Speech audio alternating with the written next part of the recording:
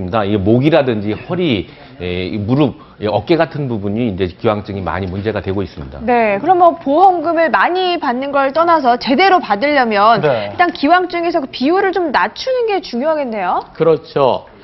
기왕증은, 정확한 기왕증은 아무도 모릅니다. 그렇겠죠. 단지 이제 의사가 이 사람의 MRI 필름을 보니까 퇴행성 정도가 이 정도 진행됐으니까 기왕증이 한 50%, 60% 이렇게 판단하는 거거든요. 네. 그런데 보험사에서는 보험금을 손해배상을 적게 주기 위해서 기왕증을 높게 얘기하는 경우가 많아요.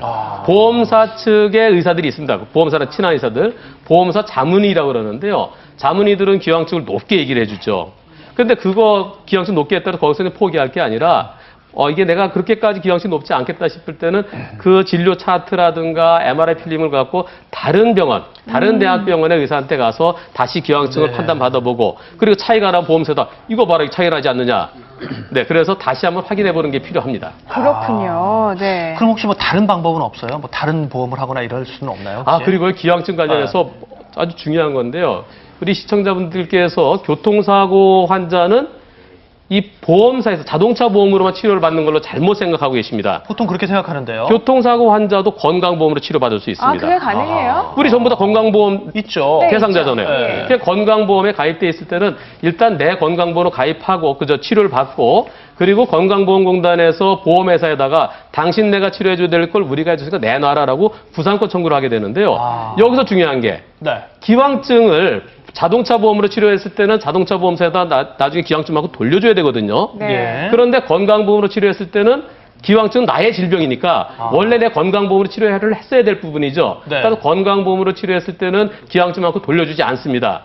따라서 기왕증이 염려되는 그런 치료나 또는 수술일 때는 건강보험으로 치료받는 것이 중요합니다. 그렇군요. 제가 네. 질문을 잘 드렸네요. 네. 그러니까 정말 기왕증이 많이 우려가 된다고 하시면은 그 보험을 건강보험으로 먼저 치료를 받으시는 게 오히려 더 유리할 수도 있겠습니다. 네, 지금 또 이 네. 자리에 스튜디오에는 그 화면 차례자 한 분이 나와 계시죠. 네. 교통사고에 관련된 일을 겪으셨다고요.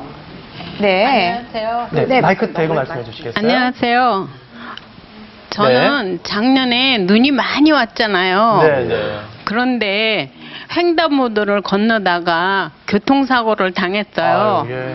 근데 이제 파란불을 보고 건넜거든요. 네. 그랬는데 길이 너무 미끄러워서 조심조심 걷다 보니까 빨간불로 바뀌었어요. 네. 그래서 거기서 사고가 났거든요. 근데 여러 군데 골절이 되고 그래서 네. 철심도 받고 이렇게 해서 예, 예. 수술을 했거든요. 그런데 보험사에서 병원비만 주더라고요. 근데 이제 여러 군데 다치다 보니까 제가 일을 못하니까 네. 도우미를 썼어요.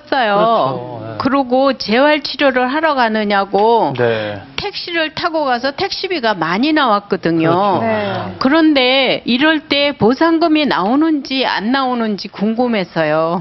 그렇군요. 예. 네. 상당히 좀 복잡한 경우. 네, 다시 한번 정리를 해보죠. 네.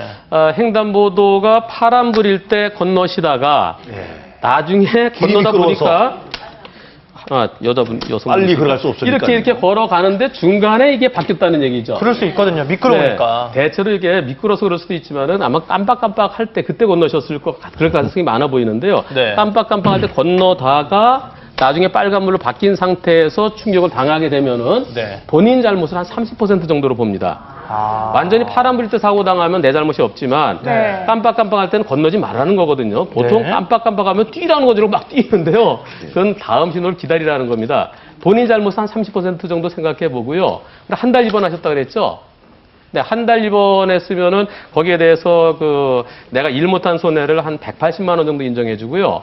그리고 이 부러진 것이 뼈만 잘못하면 장애는 잘 안 남거든요. 장애가 없는 걸로 보면은 위자료 한 100만 원 정도 조금 더, 그리고 교통비는 하루에 8,000원씩 계산해 줍니다.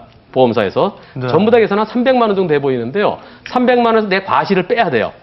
내 과실 30% 빼면 210만 원 정도 남았죠. 근데 보험사가 내준 치료비가 700만 원. 그거 공짜가 아닙니다. 나중에 내 잘못만큼은 내가 돌려줘야 돼요. 700만 원에 대해서 30%인 210만 원을 빼니까 빵이 남네요. 그래서 줄 게 없다는 얘기입니다. 따라서 이 사건은 보험사로부터 합의금 받을 생각은 하지 마시고요. 그 수술하시는데 흉터가 있을 겁니다. 흉터에 대한 성형수술비도 나중에 다 보험사로부터 받을 수 있거든요. 치료는 다 해줍니다.